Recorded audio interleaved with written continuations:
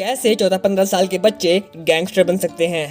कैसे 14-15 साल के बच्चे 300-400 लोगों की गैंग बना सकते हैं, गैंग फाइट कर सकते हैं, उस फाइट में एक दूसरे को जान से मार सकते हैं, पूरे टोक्यो को कंट्रोल कर सकते हैं। आखिर कैसे? क्योंकि है तो वो बच्चे ही। टोक्यो रिवेंजर्स देखने के बाद यही सवाल काफी लोगों के दिमाग में आ रहा होगा, बट डोंट वरी, आज इसका भी जवाब देने आ गया हूँ मैं। तो hello everyone, welcome to anime prism. उम्मीद करता हूँ आप सब सेफ होंगे। देखो, कुछ भी सोचने समझने से पहले आपको जापानीज गैंग कल्चर के बारे में समझना होगा। The yakuza. जापान में इस शब्द का प्रयोग क्रिमिनल्स, गैंगस्टर्स या पूरी गैंग को संबोधित करने के लिए किया जाता है। मोस्टली उन गैंग के लोगों के लिए जो इलीगल एक्टिविटीज और माफिया से जुड़ी चीजों में इन्वॉल्व होते हैं। ये लोग सामुराई के रिचुअल्स फॉलो करते हैं और ज्यादातर याकुजा के शरीर पर टैटूज बने होते हैं।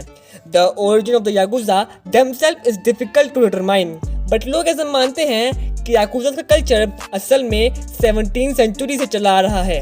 17वीं सेंचुरी में याकुजा वो लोग थे जिन्होंने गैंग्स ऑफ रोनिन को छोड़ दिया था और वो बागी बन गए थे, या फिर याकुजा वो लोग थे जिन्होंने विलेज की रक्षा करने वाले निंजास का साथ छोड़ दिया था और वो निंजास के अगेंस्ट हो गए थे। तो आप समझ सकते हैं कि गैंग कल्चर जापान की हिस्ट्री से भी जुड़ा हुआ है। जापानीज पुलिस के रिकॉर्ड्स के अकॉर्डिंग 1960s में गैंग मेंबरशिप सबसे पीक पर थी।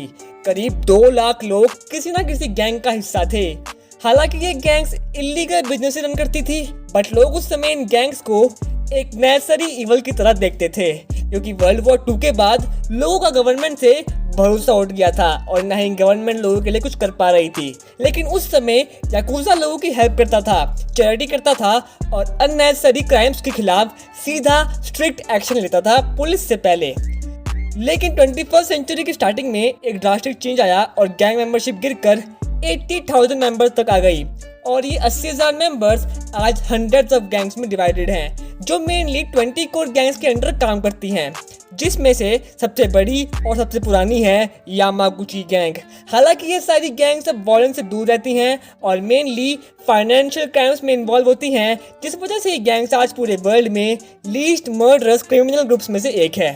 एंड क्योंकि आज की डेट में याकुजा अच्छा काम भी करते हैं, ज़्यादा वॉयलेंस वगैरह में इन्वॉल्व नहीं होते, जिस वजह से याकुजा की मेंबरशिप आज की डेट में लीगल है और याकुजा के द्वारा ओन्ड बिजनेसेस और हेडक्वार्टर्स पुलिस के द्वारा क्लियरली मार्क्ड हैं। अब बात करते हैं इस सब सीन में टीनेजर्स की इन्वॉल्वमेंट की। तो हाँ, जापानीज स्कूल के अंदर गैंग्स एग्जिस्ट करती हैं। हालांकि ये गैंग्स ज्यादा प्रेवलेंट नहीं होती, but they are prominent part of Japanese society. In high school के ठग या गुंडों को जापान में यांकी कहते हैं, जैसे बड़े गुंडों को याकुजा कहते हैं, सेम वैसे ही। मोस्टली यांकीज उम्र में बड़े हाई स्कूलर्स होते हैं जो स्मोकिंग और ड्रग्स वगैरह करते हैं एंड पूरे शहर में गैंग फाइट्स करते फिरते हैं दूसरी हाई स्कूलर गैंग्स पर दबदबा बनाने के लिए, just like in Tokyo Revengers.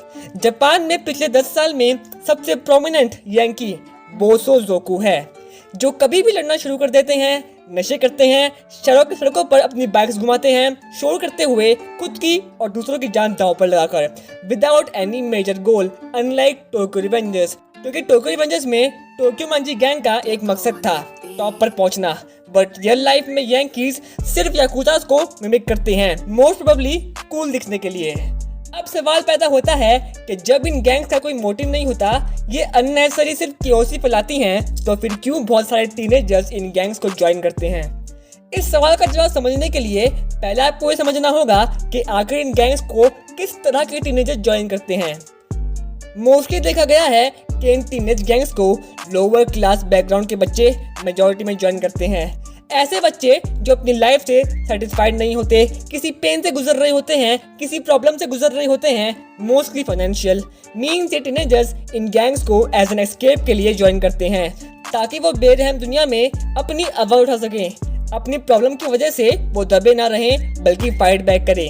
हालांकि इन टीनेज गैंग्स का कोई मोटिव नहीं होता, ज्यादातर ये याकुजास को ही इमिटेट करते हैं, उनकी तरह रूल्स रेगुलेशन बनाते हैं एंड उन्हीं की तरह उनका कल्चर फॉलो करते हैं, जिस वजह से कई बार बड़े बड़े याकुजा ग्रुप्स इन यांकीज में से बच्चों को रिक्रूट कर लेते हैं।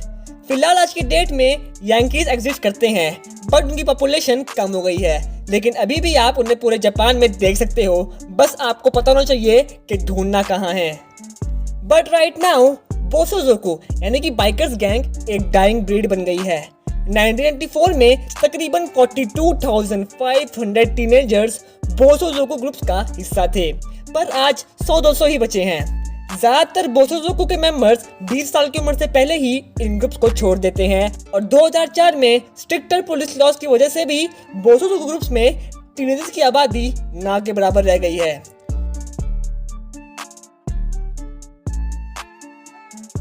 ओवरऑल बोलूं तो हाँ, जापान के स्कूल्स में गैंग्स एग्जिस्ट करती हैं और एक तरीके से ये जापानीज कल्चर का एक प्रोमिनेंट पार्ट भी है। पर आज की डेट में ये गैंग्स ज्यादा वॉयलेंट नहीं होती।